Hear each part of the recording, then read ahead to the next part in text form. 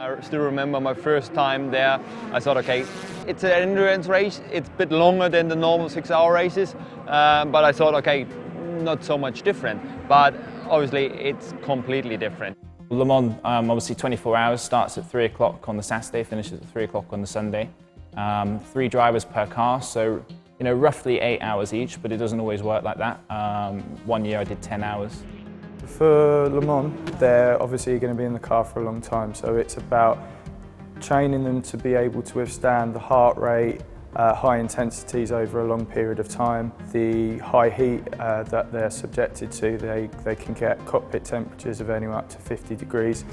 They like to push me pretty hard here, but that's what we're here to do. We'll start off with a bit of a warm-up, 20 minutes jogging up and down, stretching. Usually we'll go into some fairly intense cardio workouts, and then we'll go into an upper body circuit. So we'll do that with the upper body, and then we'll do that with the core, be 45 minutes on each. And then we'll finish with some neck on the neck machines, and then have a good stretch, bit of a massage, and then head home after that. So 2.5 hours a day.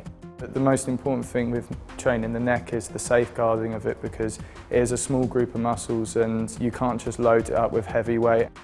At Le Mans they can generate up to sort of 3G lateral G, and also there's sort of braking and accelerating G, which can be up to about 2.5G as well. Obviously when you're in the car, you're not just getting the G-force 90 degrees from the left and 90 degrees from the right. It's coming from all different angles. So this one, for example, is a sort of left and back, so it works all the different angles.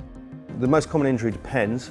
It can be anything from buttock to lower leg cramps. It could be to spasms in the head and neck. It can be into sort of the shoulders as well. Bad ergonomics can actually shorten the driver's ability to stay in the car. With the setup we've got at Ford, we've been able to eliminate that part. Nutrition is individualised, but generally speaking it's about the timing of your macronutrients, which are your carbohydrates, protein and fats. What we're trying to avoid is spikes in insulin levels. On average they will lose anything up to kind of 3 litres in a 3-hour stint. So they ideally want to take on about 12 litres of water over a 24-hour period.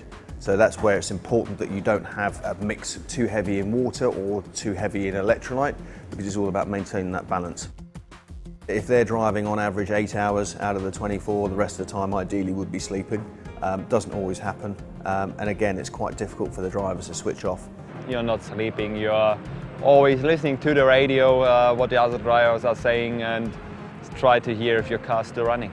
I'm absolutely exhausted at the end. It takes me about 4 or 5 days to recover afterwards. You put so much into it. These days the cars are so reliable, they're so quick, you're just absolutely flat out. It's just a 24-hour sprint. This is the world's greatest race. When you get to the finish, you're lucky enough to be up on the podium. You look down and it's 100,000 people all crowding onto the track and into the pit lane. You feel like an absolute rock star, and I've had that view once and I'm determined to get up there again.